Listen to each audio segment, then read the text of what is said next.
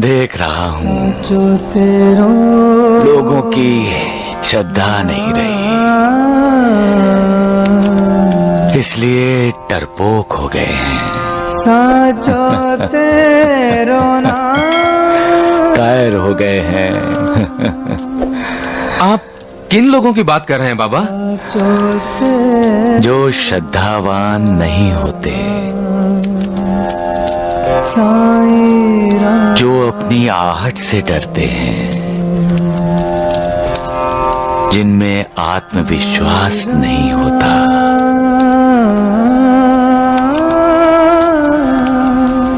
श्रद्धा शक्ति देती है,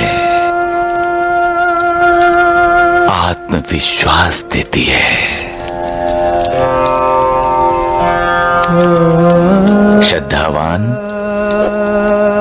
कभी कायर नहीं होते।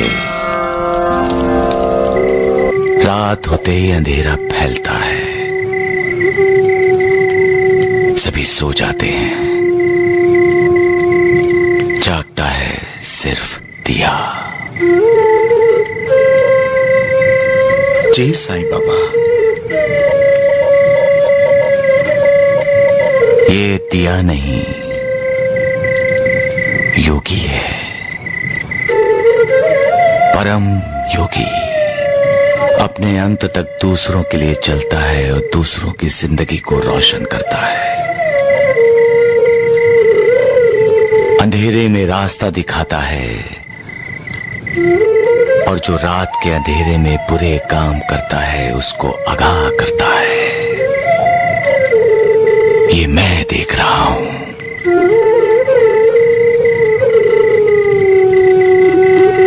भगवान श्री कृष्ण ने गीता में कहा है, या निशा सर्वभूतानां तस्यां जागर्ति संयमी यस्यां जागृति भूतानि सा निशा पश्यतो मुनेः।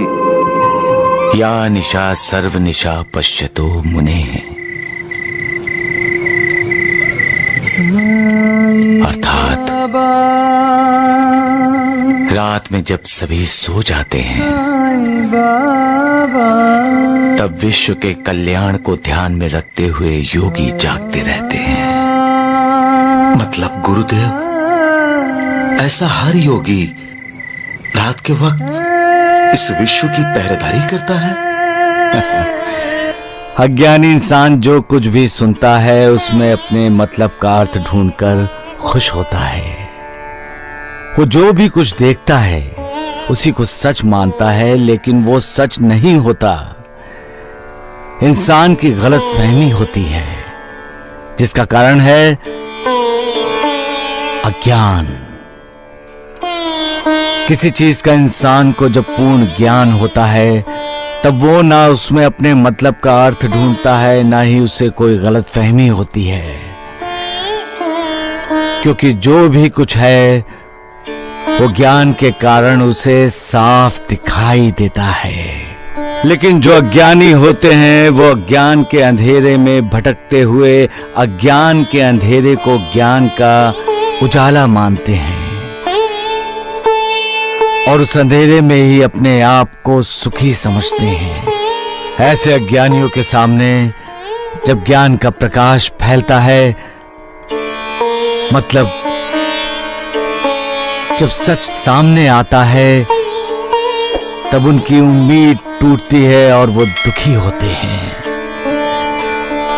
खुशी हो रही होगी ना तुम्हें अपने भक्त का दिल तोड़कर? क्या मिलता है तुम्हें अपने भक्त की इस तरह से परीक्षा लेकर? क्या अपने भक्त के आंसू देखकर तुम्हारा दिल नहीं पसीजता? क्या उसे मजबूर देखकर तुम मजबूर नहीं होते? तुम तो भक्त की खुशी में ही अपनी खुशी ढूंढते हो। वो मुस्कुराता है तो तुम्हारे होंठ पर मुस्कुराहट आती है, लेकिन जब उसे दर्द होता है, वेदना होती है, तब क्या तुम्हें उसका अनुभव होता है मालिक? एक बात मत भूलो मालिक, जब तुम अपने भक्तों की परीक्षा लेते हो तब तुम्हारी भी परीक्षा होती है, और उस परीक्षा में भक्त को ही नहीं तुम्हें भी खरा उतरना होता है।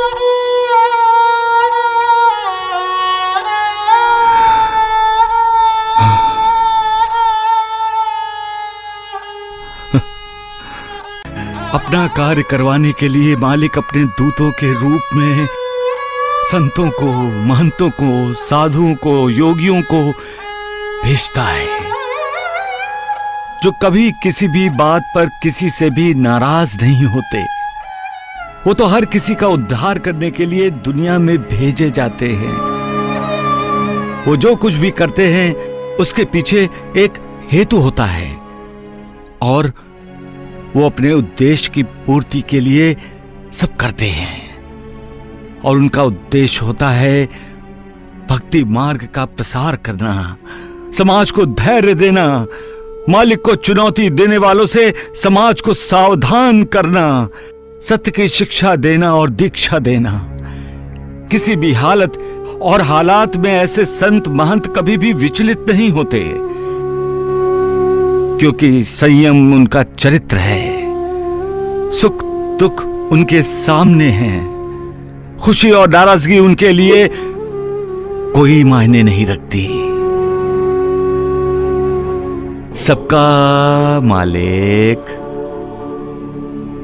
एक। खुश मत हो खुश, और न ही इसे अपनी जीत समझ। तुम जानते नहीं हो, इंसान जिसे तुमने अपने घर से निकाला है वो तुम्हारा अपना भाग्य था। तुमने खुद अपने भाग्य को ठोकर मारी है और तुम हंस रहे हो। अपनी गलती का एहसास तुम्हें तब होगा जब तुम्हारा फेंका हुआ हर पासा उल्टा पड़ेगा, और छोटी छोटी बातों पर तुम्हें अपमानित होना पड़ेगा। कोई खुशी नहीं मिलेगी तुम्हें, हर सुख तुम्हारे साथ छोड़ देगा, और दुख कुटिलता से मुस्कुराकर तुम्हें हर पल परेशान करेगा। तब तुम्हें अपनी इस जीत का पछतावा होगा, और तुम अपने भाग्य को तलाश करोगे, ढूंढोगे उसे। तो फिर जो कल करना है वो आज क्यों नहीं? जिसे कल पूरे आदर सम्मान के साथ घर में लेना ही है, उसे आज आदर के साथ घर में क्यों नहीं लाते हो? अब भी वक्त है। तुम्हारा भाग्य गांव के किसी मोड़ पर ही होगा। आवाज दो उसे, रोको और वापस बुलाओ। दिल बड़ा है तुम्हारा तो माफी मांगो। उससे भी नहीं मांगोगे तो भी भाग्य तुम्हें माफ कर देगा, लेकिन जल्दी नहीं की तो वक्त तुम्हें कभी माफ नहीं करेगा, और तुम दुखों की चक्की में पिसने शुरू हो जाओगे। तब तुम्हें मालिक की याद आएगी। अब नहीं आती, क्योंकि तुम्हारे जैसा इंसान अपने को मालिक समझने की भूल करता है। का मालिक